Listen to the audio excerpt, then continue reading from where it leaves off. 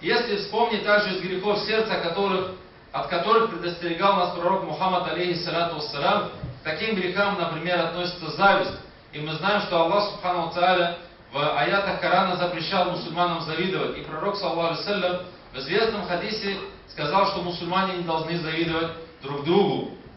В одном из хадисов пророк, саллаллаху алейхи вассалям, сравнил зависть с бритвой. И сказал, что это не бритва, которая сбривает волосы, а это бритва, которая сбривает веру, сбривает религию. То есть пророк, саллаллаху алейхи вассалям, предостерегал нас от зависти и сказал, что зависть приводит к тому, что может сбрить религию. Но здесь что имеется в виду? Имеется в виду, что зависть может привести человека к таким вещам, то есть к таким делам, которые отдалят его окончательно от религии Аллаха Субханаху ва Тааля.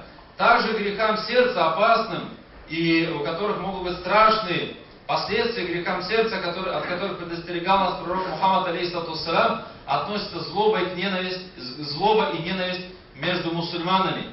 И вспомним, что пророк, саллаллаху алейхи вассалям, как здесь приводится обратный пример, когда вошел один человек в мечеть, пророк, саллаллаху алейхи вассалям, сказал: посмотрите, сейчас к вам войдет человек из обитателей рая. И так было в течение 3 раз, в течение 3 дней. И тогда один из подвижников, Абдулла ибн Умар, решил проследить и узнать, что это за человек и чем он заслужил, то есть такую степень, когда пророк, саллаллаху алейхи вассалям, 3 дня подряд называет его человеком из обитателей рая.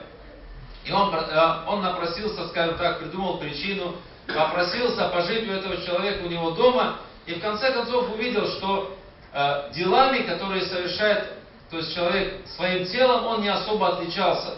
То есть даже прошло какое-то время, и он сказал этому человеку: вот такой-то, такой-то, на самом деле, знаешь, почему я захотел пожить у тебя? Потому что пророк, алейхиссалату вассалам, сказал, что ты из обитателей рая.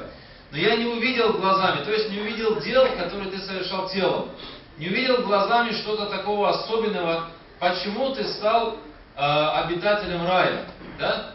И этот человек что сказал? Не знаю. Как ты видишь, мои дела, это то, что ты видишь. То есть намаз, молитва или пост, или там садака, эти дела, которые совершает он своим телом, они такие же, как у всех остальных. Я не могу сказать, почему я заслужил степень обитателя рая. Но может быть это потому, что когда я ложусь спать, я не ложусь спать, пока не очищу свое сердце от ненависти или от обид, или от какой-либо злобы по отношению к мусульманам. То есть я не ложусь спать. Не бывает такого дня, чтобы я лег спать, и в моем сердце была злоба или ненависть к кому-либо из мусульман.